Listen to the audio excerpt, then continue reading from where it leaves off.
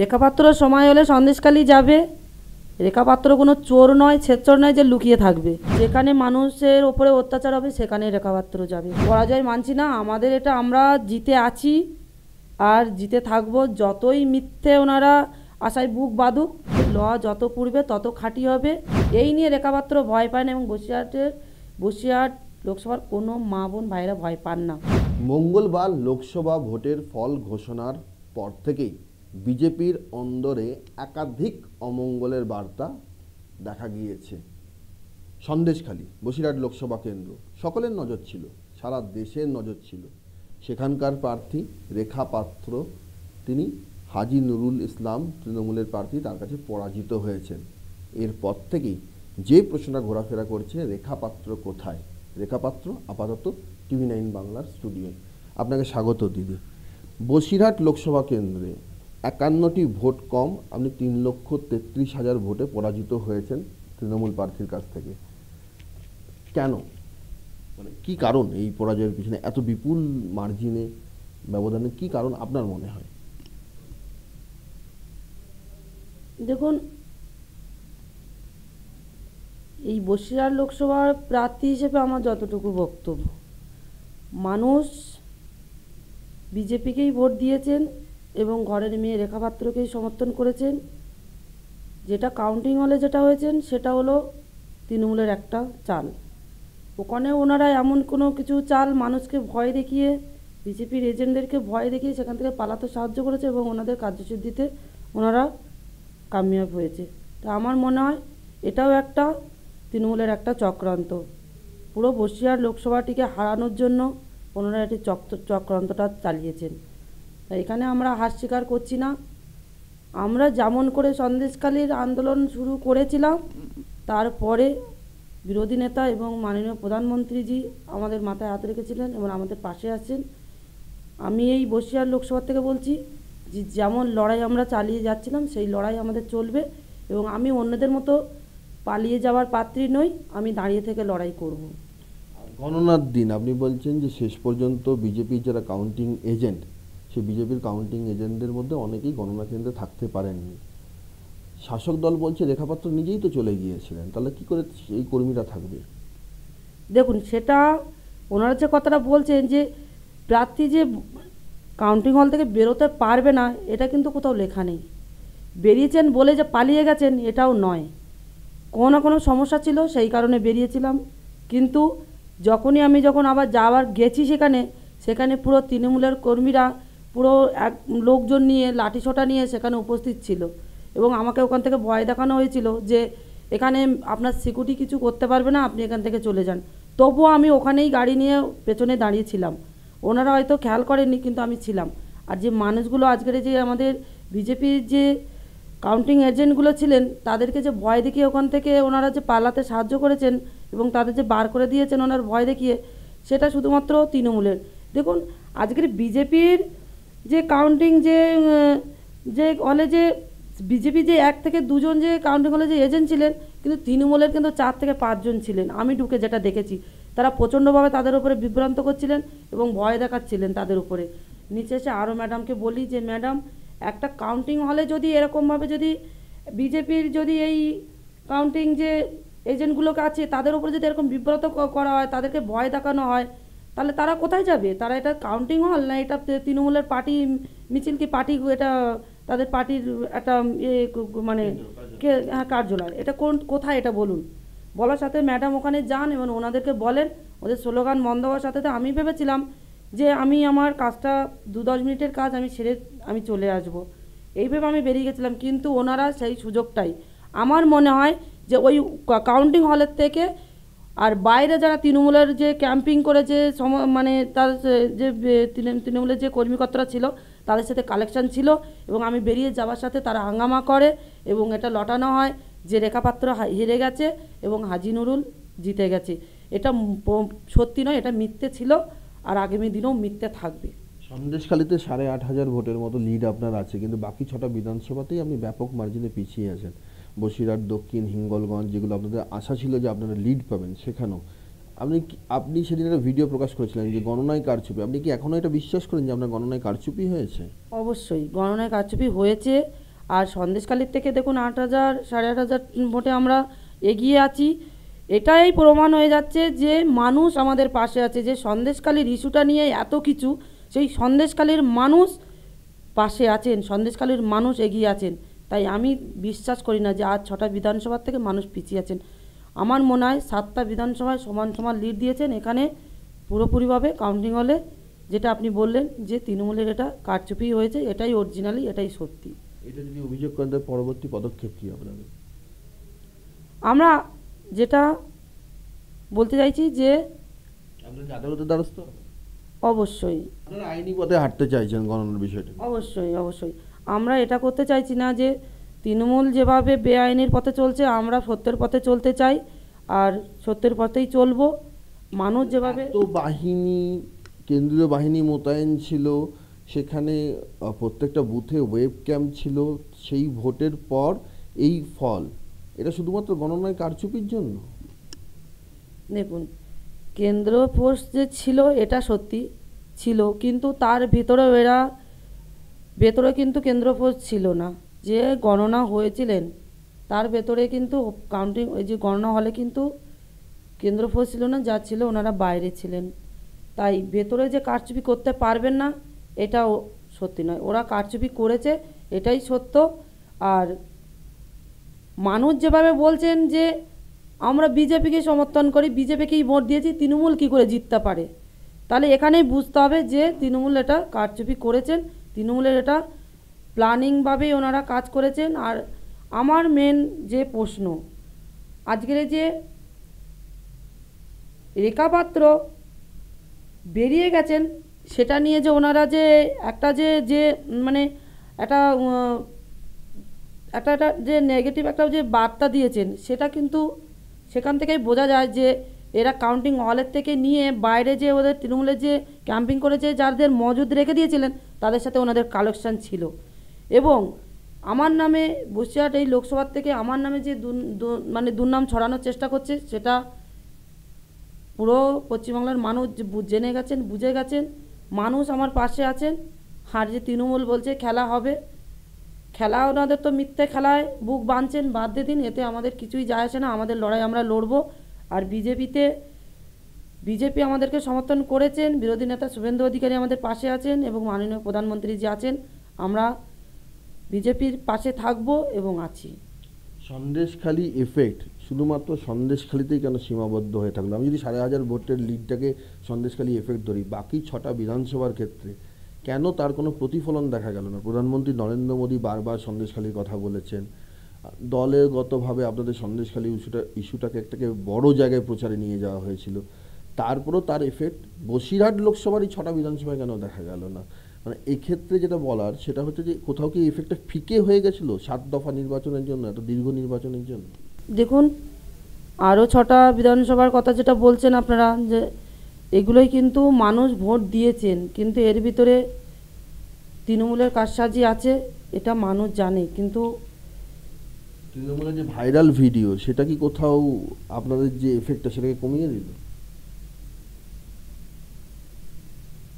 দেখুন, তৃণমূলের ভাইরাল ভিডিওর কথা বললে এটাই বোঝা যায় যে তৃণমূলের ভাইরাল ভিডিও, ওনারা তো 2011 থেকে অনেক রকমেরই ভাইরাল ভিডিও করছেন আর সোশ্যাল মিডিয়া করছেন। তো এই নিয়ে আর মানুষকে কিছু বলতে পারছি না, কেননা মানুষ যেভাবে আজকে নিজেদের জায়গাটা করার জন্য, আজকে নিজেদের জায়গাটা ফিরে পাওয়ার জন্য, নিজেদের যে অত্যাচার যে সহ্য করে যে মানুষ যে লড়াইটা লড়েছিলেন, সেটা কিন্তু সত্য, ওনাদের লড়াইটা সত্য ছিলেন। ওনারা কখনোই তৃণমূলকে সমর্থন করেনি, আগামী দিনেও করবেন না। এটা ওনারা ভেতর থেকে কিছু না কিছু কালসাজি করেছেন বিজেপিকে হারানোর জন্য, আর এই পশ্চিম বাংলা থেকে বিজেপিকে তাড়ানোর জন্য ওনারা কারসাজি করেছেন, এটা সত্য। আর এটা মানুষ 2011 থেকে দেখে আসছেন। আর ওরা এটা এই 2024-এ ওরা এটা নিজেরা সফলতা করেছেন। ওরা মিথ্যের পথে সফলতা করেছেন, সত্যের পথে নয়। তো আমি চাইব ওরা যেটা করতে চাইছে, মুখ্যমন্ত্রীর যে নেতৃত্বে যারা যেটা এই যে ষড়যন্ত্র করছে, এরা সত্যের পথে লড়ুক, মিথ্যের পথে কেন? যেমন বিজেপি সত্যের পথে লড়ছে, মানুষের পাশে দাঁড়িয়ে লড়ছে, আমিও চাইবো তৃণমূলের থেকে মুখ্যমন্ত্রীর নেতৃত্বরা সত্যের পথে লড়ুক, মিথ্যেটাকে এত প্রশ্রয় দেওয়ার কোনো মানেই হয় না। শুক্রবার শেখ শাহজাহানের আদালতে হাজিরা ছিল, সেই সময় দেখা যায় যে এই বিপুল জয়ের পর শেখ শাহজাহানকে ঘিরে আদালত চত্বরে জয় বাংলা স্লোগান উঠছে এবং সেখানকার মানুষের যে আবহাওয়া, তারা বারবার কটাক্ষ করছেন রেখাপাত্র কোথায়, এখন রেখাপাত্র কোথায়, রেখাপাত্র কেন সন্দেশখালিতে এখন আসছে না, এই ধরনের তারা মন্তব্য টিপ্পণী ছুড়ে দিচ্ছেন। রেখাপাত্র কি বেপাত্তা? রেখাপাত্র এখনো সন্দেশখালি যাননি কেন? রেখাপাত্র সময় হলে সন্দেশখালি যাবে। রেখাপাত্র কোনো চোর নয়, ছেচর নয় যে লুকিয়ে থাকবে। রেখাপাত্র সন্দেশখালি যাবে, সে কখন যাবে সেটা তার ব্যক্তিগত ব্যাপার। সন্দেশখালির মানুষ রেখাপাত্রের পাশে আছে, আর রেখাপাত্র কোনো মন্ত্রী কিংবা কোনো মুখ্যমন্ত্রীর কোনো নেতৃত্ব নয় যে সে লুকিয়ে থাকবে। রেখাপাত্র সবার সামনে যাবে এবং এই লড়াইটাকে আরও শক্তিশালী এবং শক্ত করার জন্য রেখাপাত্র সবসময় বসিরহাট লোকসভার মানুষের পাশে গিয়ে দাঁড়াবেন। বসিরহাট লোকসভার অন্তর্গত একাধিক জায়গায় ভোট পরবর্তী হিংসা দেখা গিয়েছে, অভিযোগ এসছে, সেই সমস্ত জায়গার ক্ষেত্রে আপনি তাদের পাশে কিভাবে দাঁড়াবেন? তারা একাংশ অনুযোগ করছে যে এখনো পর্যন্ত রেখাপাত্রকে তাদেরকে পাননি, তারা পাশে, তারা ফোনেও যোগাযোগ করেও তাকে পাননি। এটা ওনাদের ভুল ধারণা। যে মানুষগুলোর ওপরে এখন অবধি অত্যাচার হচ্ছে তাদেরকে সুরক্ষিতভাবে যে আনা আছে কলকাতার মধ্যে, তাদের কাছে আমি গেছি, তাদের সাথে দেখা করেছি এবং তারা আমার পাশে আছে। আমি তাদের পাশে গিয়ে দাঁড়িয়েছি, কিন্তু তারা কথা দিচ্ছে যে দিদি আমরা আপনার পাশে আছি, আপনার কোনো চিন্তা নেই। এই মানুষের পাশে থাকতে পেরে, এদের আশীর্বাদ পেয়ে আমি সত্যিই গর্বিত। আমি ধন্যবাদ দেই এই বসিরহাট লোকসভার প্রত্যেকটা মানুষকে, যে তাদের ঘরের মেয়ে বোনকে তারা সাপোর্ট করছে এখনও, আর তারা তাদের ঘরের বোনকেই চায়। আমি ওদের জন্য গর্বিত এবং ওনাদের আশীর্বাদ আমি সারা জীবন মাথায় করে রাখবো। আমি ওনাদেরকে ধন্যবাদ দিয়ে ছোটো করতে চাই না।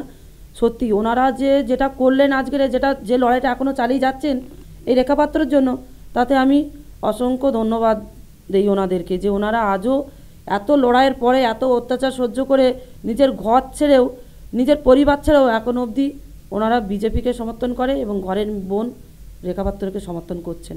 রাজ্য সভাপতি সুকান্ত মজুমদার ইতিমধ্যে এই যে কবলিত এলাকাগুলি আছে, ভোট হিংসা পরবর্তী কবলিত এলাকা, সেখানে গিয়েছেন, মানুষজনের সঙ্গে কথা বলেছেন। আপনি কবে যাবেন মীনাখা, হাড়োয়া, আপনার সন্দেশখালি, এই সমস্ত এলাকাগুলো, বা আপনার বিধানসভার যে এলাকাগুলো আছে, সেখানে আপনাকে কবে দেখা যাবে এই মানুষগুলোর পাশে দাঁড়াতে? এই বিধানসভাগুলোই কবে দেখা যাবে, মানুষ যেখানে মানুষের ওপরে অত্যাচার হবে সেখানে রেখাপাত্র যাবে। মানুষের পাশে দাঁড়িয়েছে এবং দাঁড়িয়ে থাকবেন। রেখাপাত্রর লড়াই, রেখাপাত্র মানুষের জন্য লড়বেন। এটা রেখাপাত্র আগেও বলে এসেছে, এখনও বলে আসছে। কেননা রেখাপাত্রকে প্ল্যানিং করে হারানো হলেও রেখাপাত্র কখনোই হারটাকে স্বীকার করে না। প্ল্যানিং করলো সেটা আমি আগেও বলেছি। মুখ্যমন্ত্রীর নেতৃত্বে যারা আছেন, এই তৃণমূলের নেতাকর্মীরা, এরা যেভাবে প্ল্যানিং করে হারিয়েছেন, এটা আমি কখনোই হার স্বীকার করি না। এটা হারার কোনো প্রশ্নই ওঠে না। অনেক পরাজিত প্রার্থী বলছেন তাদের হারের পিছনে দলের অনেকে রয়েছেন, তারা প্ল্যানিং করেছেন। আপনার ক্ষেত্রে এরকম কেউ নেই? অবশ্যই আছে, কিন্তু দেখুন তারা বুঝতে পারবে, যারা আছে এই হারের পেছনে, যারা আমাদের নিজেদের কার্যকর্তারা যারা ভাবছেন যে আজকের যে দলটাকে তারা করে দলের পেছন থেকে ছুরি মেরেছেন, তারাও একদিন নিজের জবাব পেয়ে যাবেন। তাদের নিয়ে আমি কোনো বাজে মন্তব্য করতে চাই না। আর ওনারা যে কি ভুল করেছেন, সেই ভুলটা আস্তে আস্তে তারা নিজেরা ঠিক বুঝতে পারবেন, সেই জবাবটা নিজেদের। দেখুন, আমরা একটা ভুল করার আগে ভাবি না, কিন্তু ভুলটা করার পরে আমরা ভাবি যে আমরা কতটা নিচে না নামলে যে আমরা এই ভুলটা করতে পারি না। তবে একটা যে দলটা আজকের তাদের সম্মান দিল, সেই দলটাকে অসম্মানিত করার জন্য আজকের যে তৃণমূলের সাথে মিলে যেটা করেছেন, ওনারা অবশ্যই জবাব পেয়ে যাবেন আমার মনে হয়। আপনাকে পিছন থেকে ছুরি মারা হয়েছে? আপনাকে মারা হয়েছে নাকি প্রধানমন্ত্রীকে মারা হয়েছে? কারণ আপনি প্রধানমন্ত্রী নরেন্দ্র মোদীর ক্যান্ডিডেট ছিলেন, বিরোধী দলনেতা শুভেন্দু অধিকারী আপনার পাশে ছিল, তো ছুরিটা কাকে মারা হলো? দেখুন, আমার মনে হয় মাননীয় প্রধানমন্ত্রী এবং বিরোধী নেতা শুভেন্দু অধিকারীকে ছোট করার জন্য আমাকে এখান থেকে মিথ্যে একটা প্ল্যানিং করে হারানো হয়েছে। তাই এই হারাটা আমরা কখনোই পরাজয় মানছি না। আমাদের এটা, আমরা জিতে আছি আর জিতে থাকবো। যতই মিথ্যে ওনারা আশায় বুক বাঁধুক, সেটা মিথ্যে আশার বুক বাঁধা, বেশি দিন ওনারা বুক বেঁধে থাকতে পারবেন না, মানুষ বুঝতে পারবেন। আর যে মানুষগুলো আজকের এই তৃণমূলকে সমর্থন করছে তাদের উদ্দেশ্যেই বলছি, তারাও বুঝতে পারবেন যে আজকে তৃণমূলকে সমর্থন করলে আজকের তৃণমূল কতটা মানুষের প্রতি, মানুষকে ক্ষতি করছেন এবং মানুষের ক্ষতি করার জন্য তারা কতটা আগ্রহের সাথে আজকের এই বিজেপিটাকে সরানোর প্ল্যান করছেন। আপনার দলে যারা অন্তর্ঘাত করেছে তাদের চিহ্নিত করতে পেরেছেন? দেখুন, সেটা আমার কাজ নয়। চিহ্নিত যারা করবেন, মাননীয় প্রধানমন্ত্রী জি আছেন এবং বিরোধী নেতা শুভেন্দু অধিকারী, আরও আমার উপর নেতৃত্ব যারা আছেন তারাই করবেন। আমার লড়াই আমি চালিয়ে যাব এবং মানুষের পাশে ছিলাম, থাকছি। আমি এই বসিরহাট লোকসভার মানুষের পাশে যেমন করে ছিলাম তেমন করেই ছিলাম, কারণ আমি কখনোই হারার জন্য এই বিজেপিকে সমর্থন করিনি। এনারা যেভাবে আমাদেরও মাথার উপরে হাত রেখেছিলেন, তবে এনাদের আশীর্বাদটাকে আমরা অসম্মান করতে চাই না। বিরোধী দলনেতা শুভেন্দু অধিকারী, আপনার দাদা, অনেকে আক্রমণ করছেন, কি বলবেন এটা নিয়ে? দেখুন, আজকে উনি আমাকে বোন বলে সমর্থন করেছেন, তাই ওনাকে আমি একটা কথা, ওনার পক্ষ হয়ে আমি একটা কথাই বলবো। উনি প্রচার করতে গিয়ে একটা কথাই বলেছেন, কখনো বিজেপির কোনো নেতা তৃণমূলের কোনো নোংরা প্রবঞ্চনা গায়ে মাখছে না, আর আগামী দিনেও মাখবেন না। এটা আমার বিরোধী নেতা শুভেন্দু অধিকারী দাদার থেকেই অভিজ্ঞতা হয়েছে, ওনার বক্তব্য থেকেই আমার এই অভিজ্ঞতাটা। তাই আমরা চাইব, হারের জন্য দাদাকে তো সরাসরি আক্রমণ করছেন অনেকে, এখন তারা খুব হেভি ওয়েট নেতা, দেখুন হারে ঠোরে বুঝিয়ে দিচ্ছে। মিথ্যে বললাম, একটা কথা যেটা বললাম যে মিথ্যে আশায় বুক বেঁধেছেন, মিথ্যে আশায় বুক বেঁধেছে মানুষ। দলের অন্দর, হ্যাঁ, সেটা যারা হেভি ওয়েট যারা নেতা বলছেন তারাও অবশ্যই তারা মিথ্যে আশায় যে বুক বেঁধে আজকের যে এই বিরোধী নেতা শুভেন্দু অধিকারীর ওপরে আক্রমণ করছেন, মাননীয় প্রধানমন্ত্রীজির ওপরে আক্রমণ করছেন, সেটা যে ওনারা ভুল করছেন, ওনারা যখন বুঝতে পারবেন, ওনারা হয়তো বুঝেছেন, ওনারা হয়তো এই তৃণমূলের সমর্থন করতে গিয়ে হয়তো এই ভুলটা করছেন, কিন্তু আমি আশা করি ওনারা একদিন বুঝতে পারবেন, আর সেই বুঝতে পারবেন কিংবা বুঝতে পারবেন এবং ওনারা যে সেই সঠিক পথে ফিরে আসবেন, সেটা আমি আশা রাখছি। আপনার এই ভোটের ফল বেরোনোর পর দাদার সঙ্গে কথা হয়েছে, কি বলে আশ্বস্ত করলেন আপনাকে? দেখুন, আমার সাথে দাদার সাথে কথা হন প্রায়ই, উনি একটা কথাই আমাকে বলেছেন যে বোন দুর্বল হবে না। বিজেপি পার্টি কখনো দুর্বল হতে শেখেনি, এরা এরকম করে মিথ্যে কার্যকলাপ চালিয়ে যাবে, এতে আরও নিজেকে শক্ত করবে, মনে করবে যে যত আগুনে পড়ে তত খাঁটি হয়। তাই আমিও মনে করি যে যত পুড়বে তত খাঁটি হবে। আর এটা আমার রাজনীতিতে প্রথম অভিজ্ঞতা হয়ে গেল। আর আমি এখান থেকে যেটা বুঝতে পেরেছি যে রাজনীতিতে এরকম হতেই থাকবেন, এটা নিয়ে কোনো মাইন্ড করার কোনো জায়গাই নেই। আর আশা করি যেখানে বিরোধী নেতা শুভেন্দু অধিকারী যেখানে মাইন্ড করছেনই না, মাননীয় প্রধানমন্ত্রীজি মাইন্ড করছেন না, সেখানে রেখা পাত্র কী করে করতে পারেন? রেখা পাত্র মাননীয় প্রধানমন্ত্রীজির নিজে হাতে করে গড়া প্রার্থী, তো তার পক্ষে দুর্বল হওয়ার কোনো জায়গাই নেই।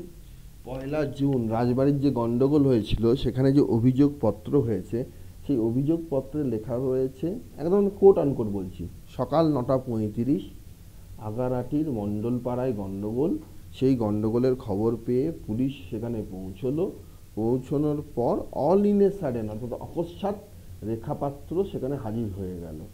রেখাপাত্র তো সেই সময় 9:35 কোথায় ছিল? সন্দেশখালিতে। 9:35 আমরা আমার সন্দেশখালি 171 নম্বর বুথে, সন্দেশখালি 2তে আমি ভোট দিতে গেছি। তখনই আমি বুথের ভেতরেই থাকি, 9টা সাড়ে 9টার ভেতরে আমি ওখান থেকে বেরোই এবং আমি আমার বুথে আমি ভোট কেন্দ্রেই ছিলাম। এবং ওনারা যে বলছেন এটা ভুল, কেননা ওনারা আজকের এই রাজ্যের পুলিশ যে রাজ্যে এই মুখ্যমন্ত্রীর যে নেতৃত্বে যে নেতাকর্মীরা আজকের আক্রমণ করে ফেল মেরে গেছেন, তারপরে ওনারা যে এই রেখাপাত্রর বিরুদ্ধে যে কোনো অভিযোগে আনতে পারছিলেন না, সেটা রাজ্যের পুলিশ দিয়ে করাচ্ছেন। কিন্তু রেখাপাত্র সেই সময় সন্দেশখালিতেই ছিলেন আর নিজের বুথ কেন্দ্রেই ছিলেন। 9টা থেকে 9:30 পরে আমি ওখান থেকে বেরোই। বেরিয়ে যখন আমি প্রত্যেকটা বিধানসভায় যাই, তার ভেতরেই আমার খবর আসে। আর আমি যখন আপনি প্রথম রাজবাড়ি আগারহাটিতে সেদিন কখন ঢোকেন? 4টের পরেই আমি ওখানে ঢুকি। 4টের পরেই ঢুকি। ঢুকে যখন ওখানে যখন ছেলেদের ওপর আক্রমণ করা হয়, ওরা যেই মুহূর্তে খবর পেয়েছে যে প্রার্থী আসছে, এবং সেটা দেখে ওনারা ওখান থেকে সরে যায়, এবং যাদের ওপরে আক্রমণ করেছিল, মেরেছিল, যে ভদ্রমহিলা কিছু ছিলেন এবং কয়েকটা ভাই ছিলেন সমবয়স্ক, তো ওনাদের উপর আক্রমণ করেছিলেন। আমি রাজবাড়ি হসপিটালে দেখা করতে যাই। সেখান থেকে আমি দেখা করে যখন ওখান থেকে বেরিয়ে আসি, বেরিয়ে আসার সাথে সাথে ওরা আবার সেই একইভাবে, এবং ওরা দেখুন, ওরা পুরো এই যে পুলিশগুলো ছিলেন, এই পুলিশের পোশাক পরে এই তৃণমূলের কিছু গুন্ডা বাহিনীরা ওদের সাথে মিলিতভাবে ছিল। বিরুদ্ধে গুরুতর সমস্ত অভিযোগ রাখা রয়েছে, যে সেখানে সাম্প্রদায়িক মন্তব্য, গোষ্ঠী সংঘর্ষ বাঁধানো এবং আপনার উপস্থিতিতে দোকান ভাঙচুর অভিযোগ হয়েছে। এটা বিকেল 4টের সময় একটা অভিযোগপত্র বিকেল 4:05 টাইম দেওয়া হয়েছে। সেই টাইমে আপনি নেতৃত্ব দিচ্ছেন নিজে থেকে হামলা করার, আর 9:35 সময় আপনি সেখানে গিয়ে প্ররোচনা দিয়েছেন। দুই মর্মে দুটো শতপ্রণীত মামলা হয়েছে। আপনি এই অভিযোগপত্রগুলো, বয়ানগুলো নিয়ে কি বলবেন? আপনার সঙ্গে তো সকাল 9:35 সংবাদ মাধ্যমও ছিল যতদূর জানি। অবশ্যই। আমার সাথে সমস্ত চ্যানেল থেকে সংবাদ মাধ্যমের লোক মানিয়েছিলেন। আর আমি যখন ওখানে গেছি, তো রাজ্যের পুলিশ আপনার নেতৃত্বে ভাঙচুর হয়েছে, আপনি সাম্প্রদায়িক উস্কানি এটা দেখুন, এটা তৃণমূলের একটা মিথ্যে একটা প্রবঞ্চনা। এখানে আমি 7টা বিধানসভায় গেছি, 7টা বিধানসভা প্রত্যেকটা বুথে যেতে পারিনি, কিন্তু কয়েকটা বুথে গেছি। যেমন এই রাজবাড়ি একটা বুথ 25 নম্বর, যে হ্যাঁ 25 ছিল, হ্যাঁ, কিন্তু ওই আমরা গেলাম, গিয়ে ওখানের থেকে যখন আমি মানুষের উপর আক্রমণ হয়েছে তাদেরকে বুঝাচ্ছি যে যেটা হয়েছে, দেখুন, আমরা পার্টি করতে গেলে মার খাবো। আমরা যদি লড়াইয়ে যদি একটা জায়গায় যেতে চাই, আমরা যদি নিজেরা বাঁচার একটা রাস্তা তৈরি করতে যাই, আমাদের মার খেতে হবে। তাই এই নয় যে আমরা কারোর গায়ে হাত দেব।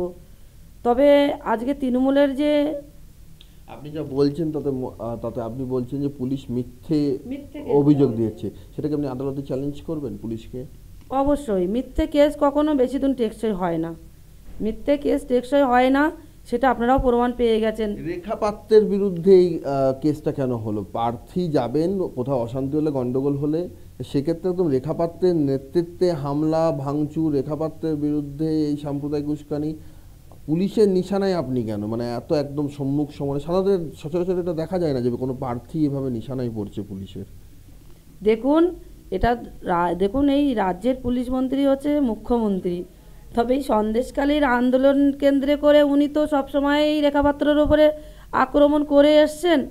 আর সেটা ওনার যে আমাদের সন্দেশখালীর যে নেতৃত্ব ছিলেন, এই টিএমসির নেতৃত্বরা, তারা আক্রমণ করতে পারছেন না বলে এবার রাজ্যের পুলিশ দিয়ে আক্রমণ করাচ্ছে। মুখ্যমন্ত্রী আজ বলেছেন, সকলকে ধন্যবাদ, যারা আমাকে ভোট দিয়েছেন তাদেরও ধন্যবাদ, যারা দেননি তাদেরও ধন্যবাদ, প্রত্যেকের নিজের পছন্দ মতো প্রার্থীকে ভোট দেওয়ার অধিকার আছে, আমরা এই বার্তাটা দিতে চাই। এটা আজ মুখ্যমন্ত্রী বলেছেন, শনিবার দিন তার যে দলীয় সাংসদদের তিনি ডেকেছিলেন সেই বৈঠকের পর এই কথা তিনি বলেছেন। কি বলবেন? দেখুন, মুখ্যমন্ত্রী তো এই মুখ্যমন্ত্রীও বার্তা তৃণমূল স্তরে পৌঁছচ্ছে, সন্দেশখালীতে পৌঁছচ্ছে, এই সকলের নিজের পছন্দ মতো প্রার্থীকে ভোট দেওয়ার ইচ্ছে আছে, এই বার্তাটা তৃণমূল স্তর পর্যন্ত পৌঁছচ্ছে। আপনার কি অভিজ্ঞতা? দেখুন, উনি আজকে যে কথাটা বলছেন, সন্দেশখালীর মা বোনেরা কিন্তু আন্দোলনে বেরিয়ে কিন্তু একটাই কথা বলেছিলেন, যে মুখ্যমন্ত্রী আজকের মমতা বন্দ্যোপাধ্যায় আমাদের পাশে এসে দাঁড়াচ্ছেন না কেন। আজকের উনি কারসাজি করে ভোটে জিতেছেন, সেটা নিয়ে আজকের বার্তা দিচ্ছেন যে যারা আমাকে ভোট দিয়েছেন, আমাকে সমর্থন করেছেন, আর যারা করেননি সবাইকেই ধন্যবাদ। ওনার যদি ধন্যবাদ দেওয়ার দরকারই ছিলেন, ওনার নেতৃত্বে শেখ শাহজাহান, উত্তম সর্দার, শিবু হাজরা প্রসাদ এবং আরও অনেকেই আছেন যারা অত্যাচার করে চলেছেন, তখনই কেন উনি মানুষের পাশে গিয়ে দাঁড়ালেন না? আজকের মিথ্যে একটা কারসাজি করে ভোটে জিতে এখন উনি এই বার্তা দিচ্ছেন। ওনার তো বার্তা দেওয়া দরকার ছিল ফেব্রুয়ারির 7 তারিখ থেকেই, উনি সেটা কেন করেননি? তাই এখানে মুখ্যমন্ত্রী যে নিজে যে একটা সাধারণ মানুষকে নিয়ে যে একটা মিথ্যে পলিটিক্স গড়ার চেষ্টা করছেন, এটা মানুষ বুঝে গেছেন। তাই সন্দেশখালীর মানুষ কেন, বসিরহাটের কোনো মানুষের কানেই ওনার বার্তা পৌঁছাবেন না। আপনি কি নিজে আতঙ্কিত?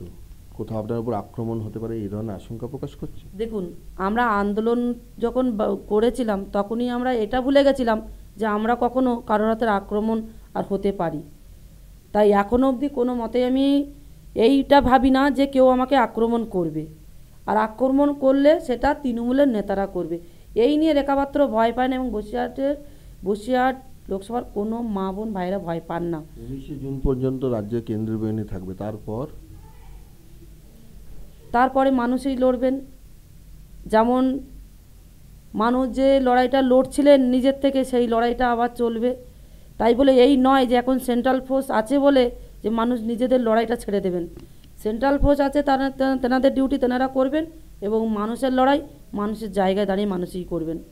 3,32,000 ভোটে পরাজয়ের পর রেখা পাত্র আগামী কি? তিনি কি আবার গ্রাম্য বধূ হিসেবে সন্দেশখালীতে ফিরে যাবেন, নাকি রাজনীতিতে থাকবে? আপনার আগামী দিনের লক্ষ্য কি? আমার আগামী দিনের লক্ষ্য, যেমন আমি সন্দেশখালীর মানুষের পাশে আছি, সেই একইভাবে আমি বসিরহাট লোকসভার মানুষের পাশে আছি। আর রাজনীতিতে ঢুকেছি যখন, রাজনীতিতেই থাকবো। রাজনীতিতেই থাকবেন রেখা পাত্র, স্পষ্ট করে দিলেন। পরাজয় হয়েছে, ভোট ময়দানে হার জিত থাকে, তিনি সেটাকে সেভাবেই দেখছেন, কিন্তু যে অঙ্গীকার করে তিনি রাজনীতির ময়দানে এসেছিলেন সেই অঙ্গীকারে তিনি বদ্ধপরিকর, এবং আগামী দিনও তাকে লড়াইয়ের ময়দানে দেখা যাবে, সেটাই স্পষ্ট করে দিলেন। ক্যামেরায় রজত সিকদারের সঙ্গে সৌরভ দত্ত, টিভি9 বাংলা, কলকাতা।